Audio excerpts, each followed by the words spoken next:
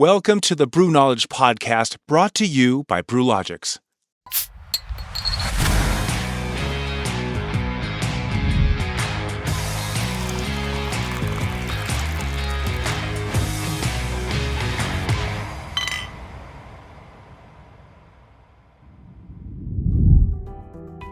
People go out to eat for two reasons: to have an experience they can't have at home, or to avoid doing the dishes. Taprooms need to provide an experience for both.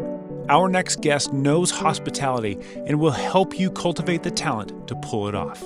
But first, Dan had another great question. All right, on another episode with Questions with Dan, where the heavy-hitting questions hit these two gentlemen to my side, Jeremy Storton and Josh Lindsay. This episode, we're going to talk with Alice Cheng from Culinary Agents.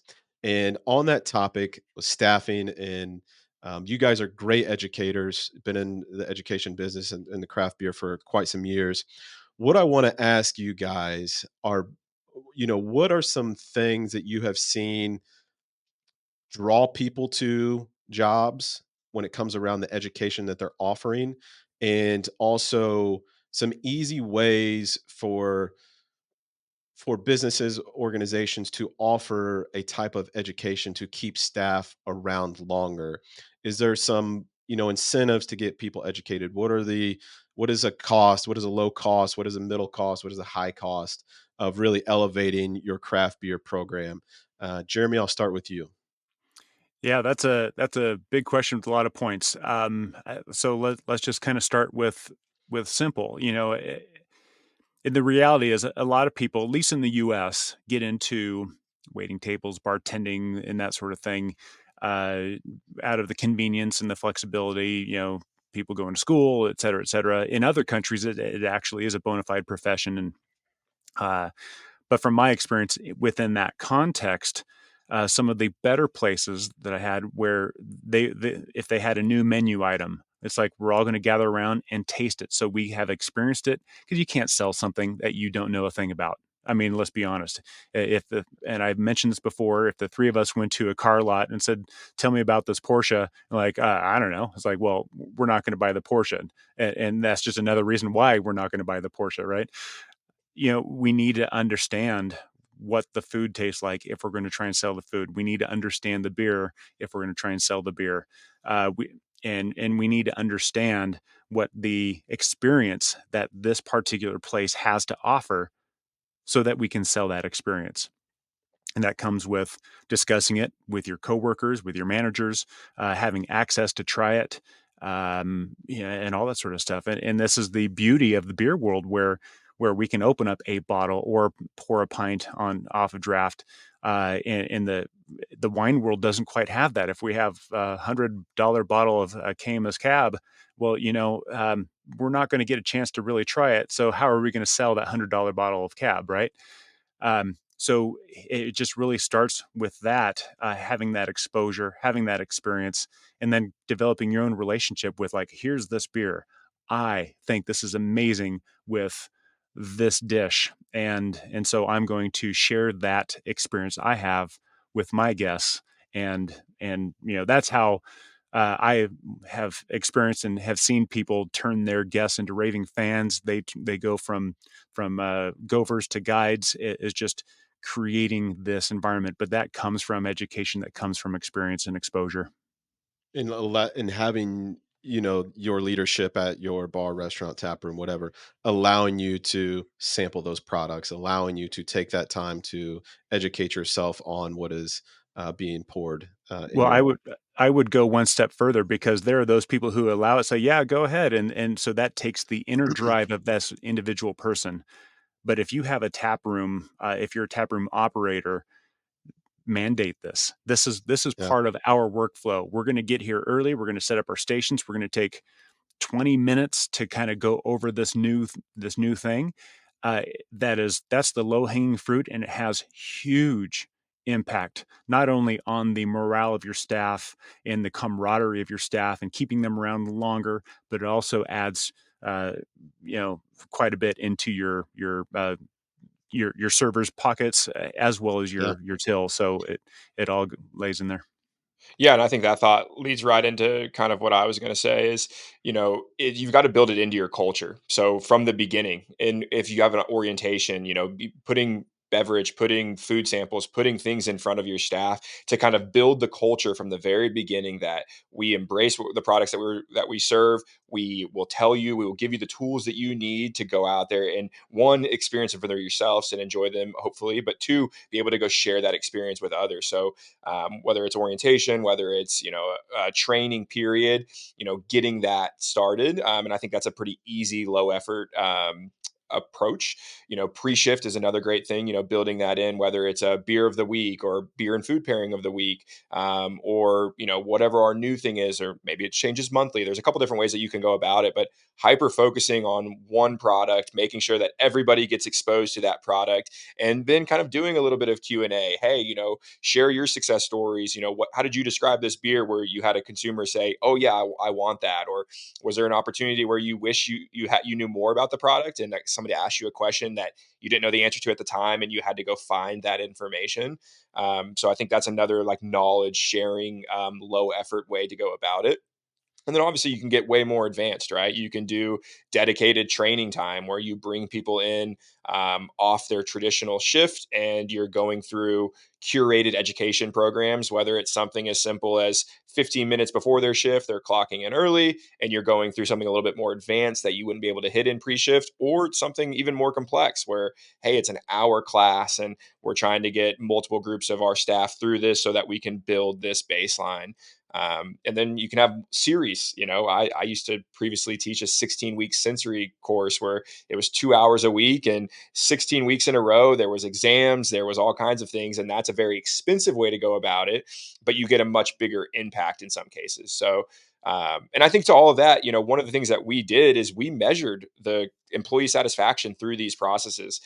We did these company-wide surveys at the time. We had about 220 employees, and we could see employee satisfaction went up when we integrated these programs. Length of employment extended when we had these programs. And as we made these little tweaks, we saw in instant feedback mechanisms and in long term feedback mechanisms that employees found value. They found like this was a place that they belonged, and they were less likely to go seek that out somewhere else because they were getting fulfilled, where we were. So I think if you're looking for a way to justify it, getting some little benchmark metrics and measuring those throughout the process will tell you if what you're doing is working, and allow you to justify it. Because ultimately, to Jeremy's point, you've got to have leadership buy-in and ultimately heavy support, because without that, it all falls apart. Yep, I love it. You make your staff feel involved in it. It's going to take them to another level because there are a ton of places that don't let their staff be involved. So Mm. you remain a good option at that point in time, and I think it does hit their pocketbook. To your point, Jeremy, too. You're a guide all of a sudden to your customers. They're going to come back looking for more of those experiences. Ultimately, maybe have one or two more pints around there, so your tab goes up, and it's a positive around. So I challenge operators, get a tasting program in place. Let your staff sample before the shift. Start at the bottom, and kind of you could grow into a great program that Josh was talking about.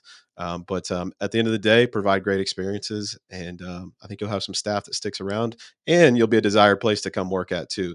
So if you do need to hire some people, there'll be a good word on the street. So, gentlemen, thank you, and we'll see you on the next episode. Cheers. Cheers. The Brewlogix craft beverage community drives on-premise profitability through our unified technology platforms. Go to brewlogix.com to get started.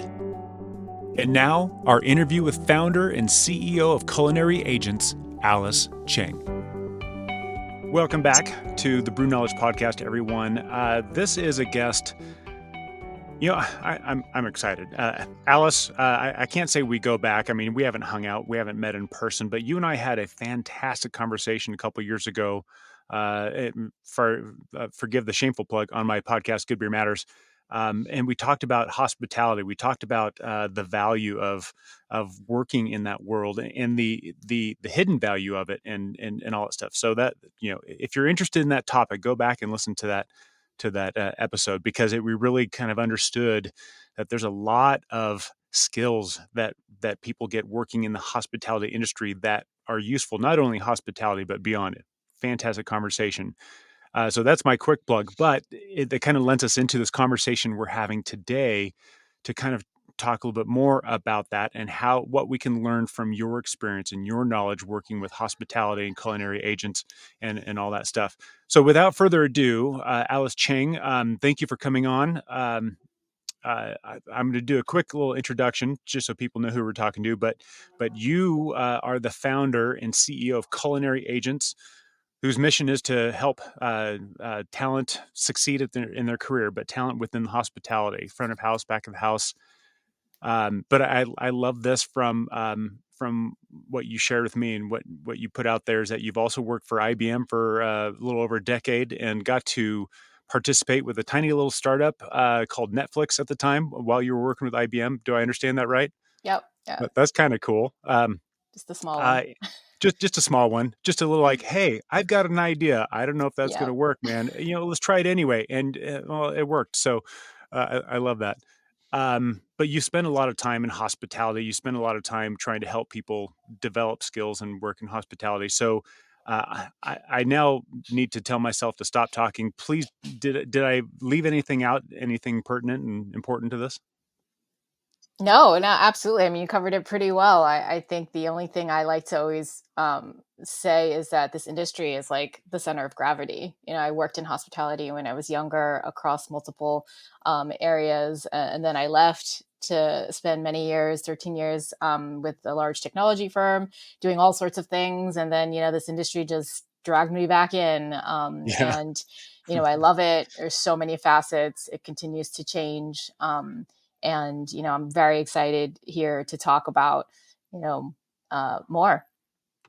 Well, and before I pass the baton over to my buddy Dan, welcome back, Dan.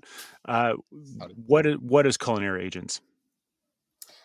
Culinary Agents, it's the hospitality industry's go-to professional community hiring platform and trusted data source. Right now, we are just shy of 2 million users across the United States, and we support about 48,000 businesses, fine dining to fast casual, cafes, bars, lounges, distilleries, taprooms, as well as hotels and food service providers. So we're very excited to continue to push forward the agenda of professionalism across this industry as a whole, and to support the amazing businesses, the entrepreneurs, the independent restaurant owners, in helping them continue to succeed and thrive. Cool. And I know a guy who loves data, and I'm going to pass it over to him now. Dan, that's all you, man.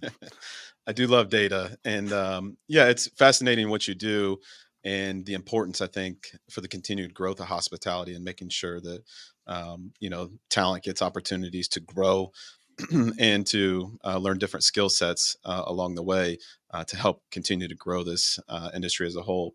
I want to jump into our audience is really based around the on premise, so a bar serving craft beer, restaurant that serves some kind of the draft beverage program, and then also our craft breweries and tap rooms.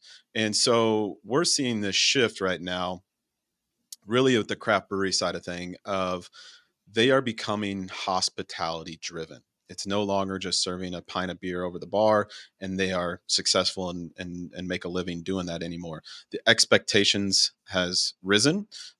Food programs are almost becoming a must-have, or at least some kind of food offering. So, just in general, with that being said, can you kind of give us your viewpoint on the state of the hospitality industry, maybe with a little bit of a craft beverage lens on that right now? Yeah, absolutely. I'll say in 2024 is really the year that, and this is the only reference I'm going to make to COVID.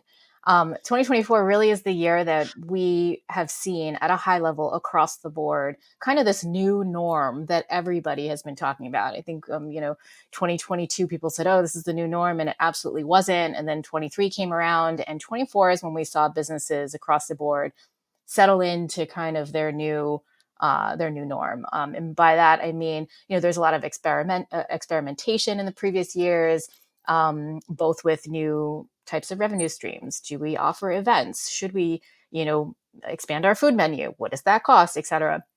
And I think what we're seeing now is this culmination of the diner or the person, the consumer, in this new norm of what they expect and what they want, whether it's an experience, it's a experience, right? I'm Yep. out for the evening. I've committed. I know I'm going to pay more because everything has gone up. I know my Uber is going to give me surcharging, whatever it is. Let's make it worth it. Let's enjoy myself, and go get the full experience. What that translates to businesses is new opportunities, right?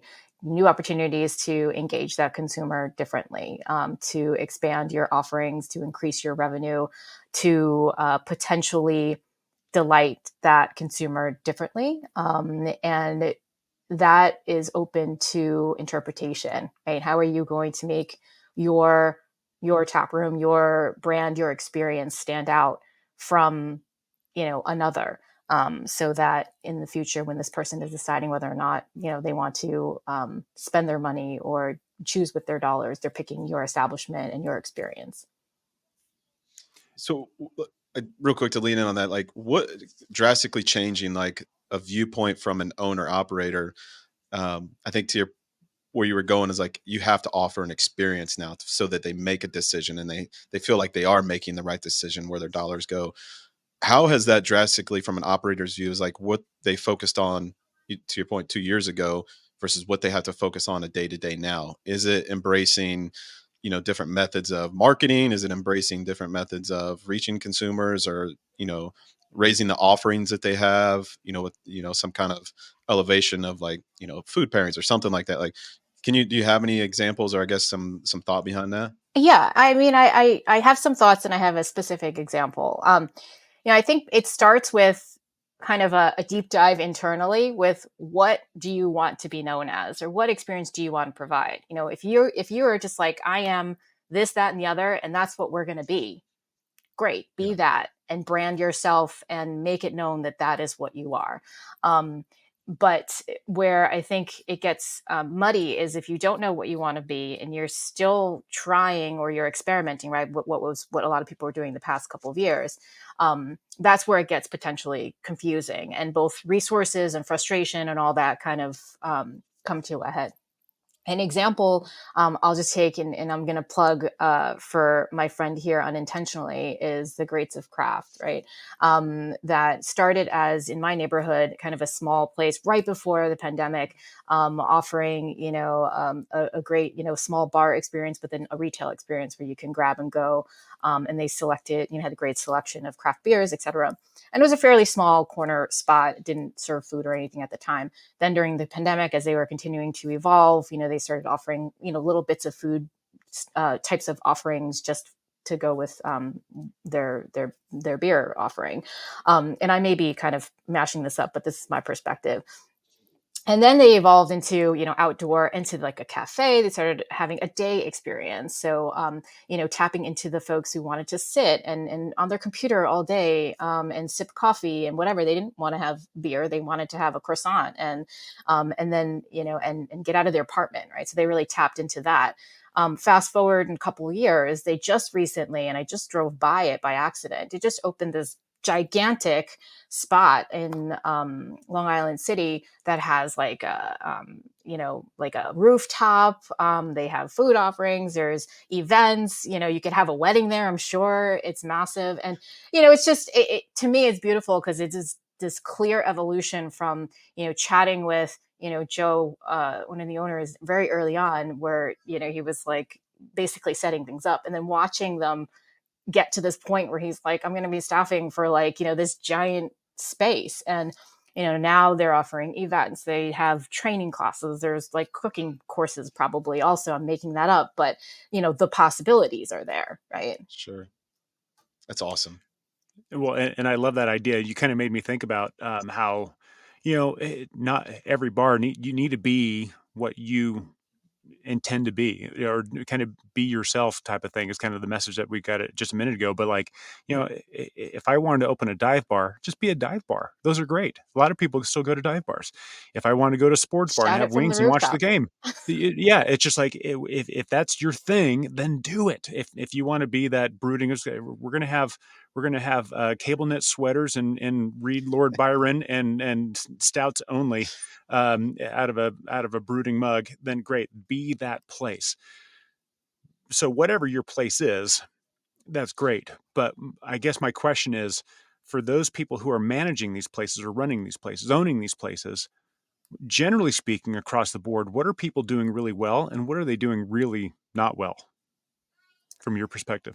I'll start with the well. Be your place, and and know your customer. Right? Whether or not you know it just because you're working the room and you're there and you're get feedback intentionally. Observe, do more of what your customer loves, and be more of what you intend to be. I know that sounds kind of cheesy, but it's true. If you're a dive bar, be a dive bar. People come to you because that's what you are. Right? They're not coming to you for tweezer food. They want to come and experience what you're offering. How do you take that to the next level with your customer? If you're a dive bar, you notice that your consumer is asking for food or a specific snack, or bringing their own food, whatever it may be. Just take that as feedback, and if and when you decide you need to expand, you need to grow, you need to offer more, take the feedback into consideration. Right? Don't grow just because you're growing.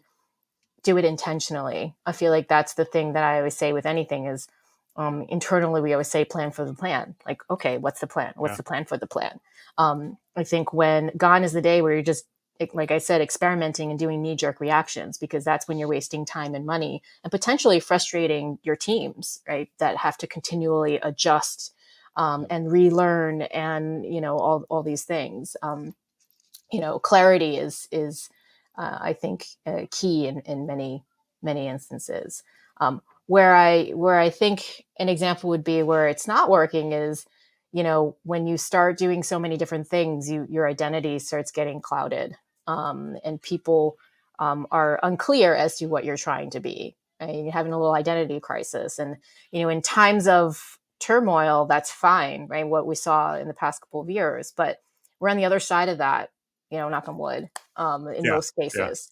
And what that translates into be is like, okay, well, if you're going to be offering delivery and how you're offering it, if if you need to tighten up your menu. You've done that already, right? You know how to manage that. And if you don't, ask for help. As one of the beautiful things about this industry is that there are so many people that are just looking to help each other. And if you find somebody who's not willing to help you, there's four others that want you to succeed, right? And very rarely do you come by another industry or group of or community that is so eager to make sure everybody succeeds, right? Because rising tide lifts all boats. It's Yeah. they Yeah. want they want consumers to continue to go out and be excited and spend their money, right? And to an extent, it's like, okay, well, you might not be spending your money in my venue right now, but knowing that you're going out and spending your money and have the potential to get you to come to my venue, that's still a positive thing, right? It's not like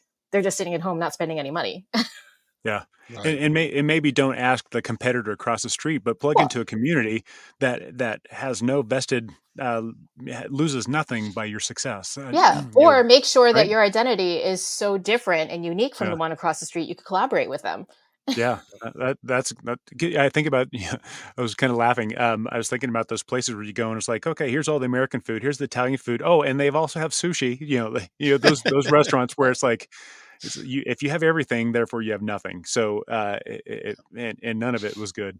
Yeah, and Um, something side note just to add to that is something that we're seeing more of in the independent restaurant space, albeit potentially more in the upscale casual fine dining space, is that collaborations with chefs, like people that have guest chefs coming to do special dinners, events, etc. Really offers something different all around, and it shows this community and collaboration that is something that is very special and unique to this industry, and we're seeing yeah, more and more of that, and more and more consumers wanting that, right? And I think that is something that can be translated into the tap room, into this community as well. There's so many of these specialty brewers. There's just these talented people that that really speak to, enthusiasts, right? Yeah. And like that's a unique experience in and of itself. Yeah. Not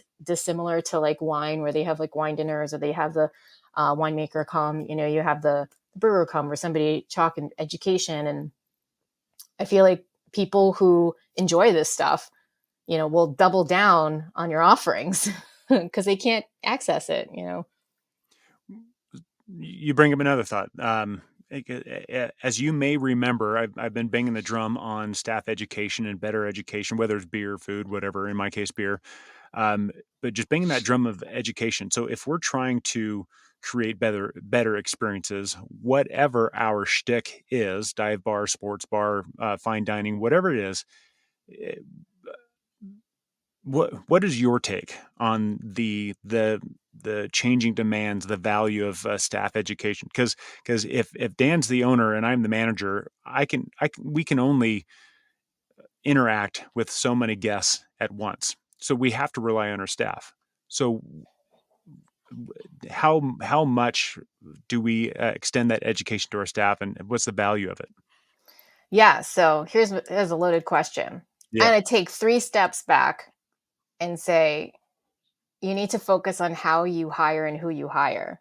Because if you hire the wrong person, not a cultural fit, or they're not motivated, or they're just not like, into what when they're not picking up what you're putting down, then no amount of education is going to change that potential hire, right? So I think it goes hand in hand. You need to make sure that you are hiring the right type of person to, work to join your team.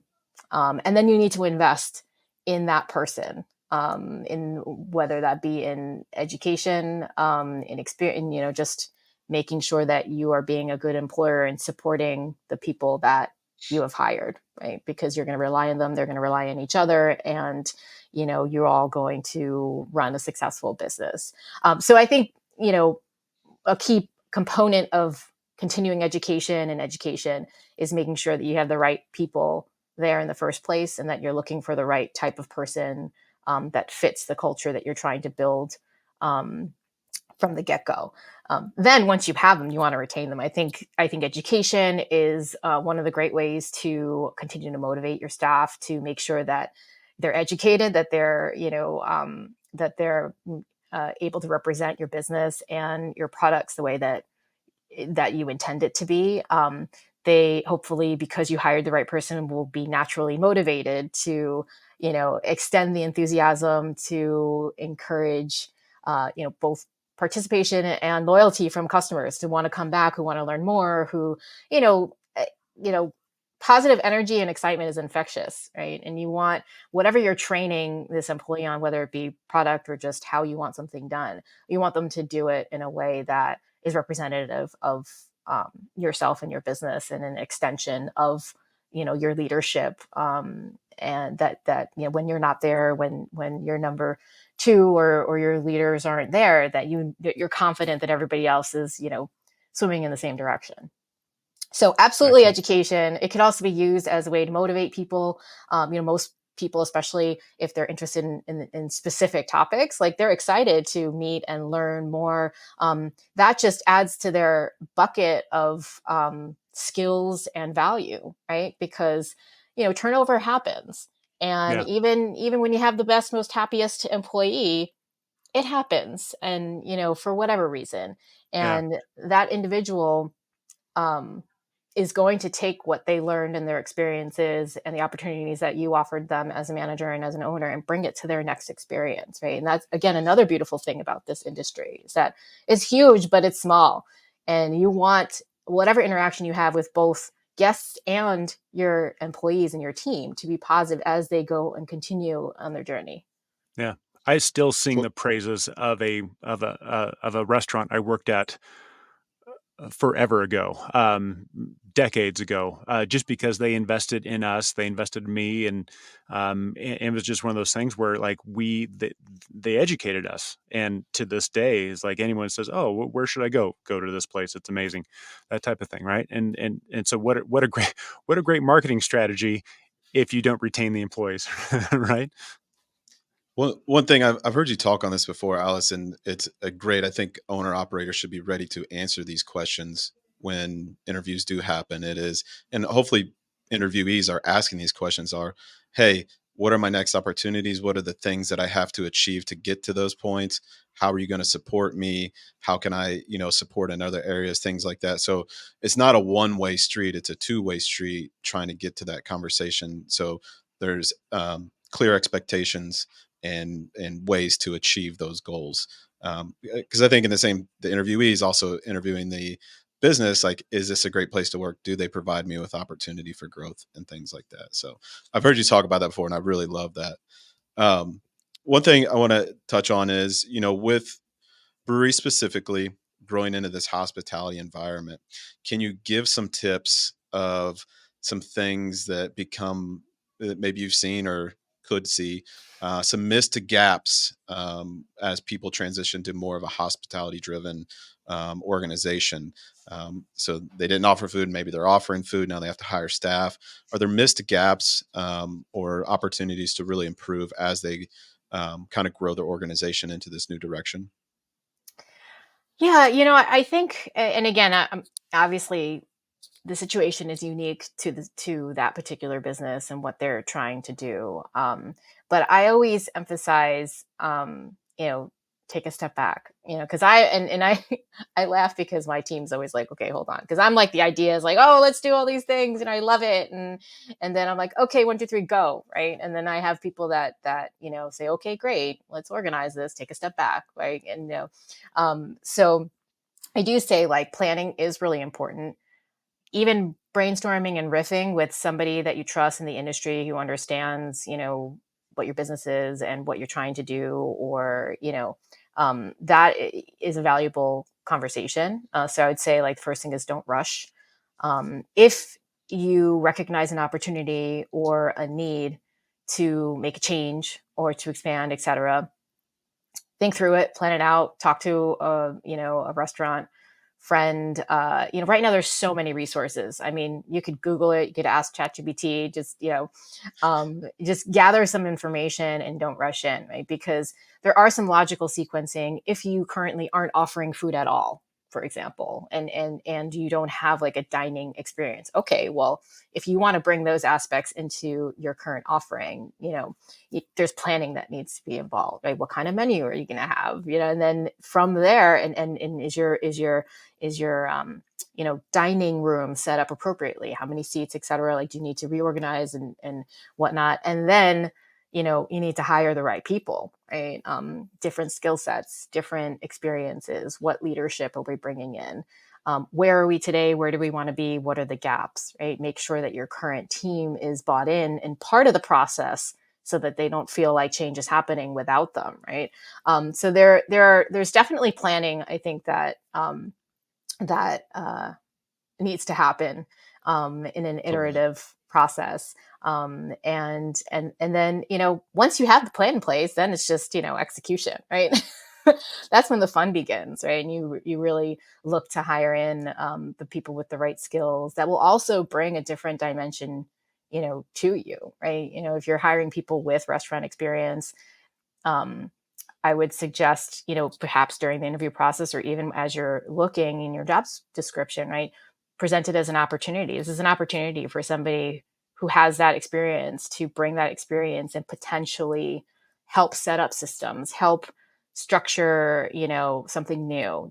There's a way to um, position it to also entice the right type of person to join your team, as a new opportunity and experience. And it's opportunity for them to learn how Yeah. to, work in a tap room or in a brewery type of business. Um, and so I think there's fun ways to do that, but planning and making sure you have the right people in place that come with some of these skills already, like inherently built in, um, bringing that knowledge to your existing knowledge of how things are going and having an open mind. Because sometimes I feel like, people in general, they'll want to change, but then as soon as, that plan is in place or they're getting the feedback, they're like, wait a second, that's not how we do it, or that's not, I'm not comfortable with that. And it's okay. And you have to, you have to be comfortable with being uncomfortable and be willing to, accept other opinions and best Yeah, practices if you want to change. totally. And I bet they can go to Culinary Agents and find some talent that can help them build Absolutely. these things out. Absolutely. We are the only skills specific based website that is for hospitality. So even though we're called Culinary Agents, we are all levels: front of house, back of house, hourly Nice. salary, and specialty. I And love it. what's the website again for anyone who wants to go check it out? It's culinaryagents.com. Easy. Alice, thank you so much for taking the time to come on here again. Thank you for the work that you're doing and sharing your insights, because obviously this is an industry that we all love. This is an industry that, is not going away, because we need to go out and eat and, and entertain. And this is our life. And so we just hope that we can do it better, and you're helping all of us do it better. So thank you. Thank you. The advice on this show is obviously not a one-size-fits-all solution. The goal is to provide ideas that will either work for you or stimulate other ideas on how you can improve your business. We hope these conversations were helpful, but let us know what works well for you. Until next time, cheers.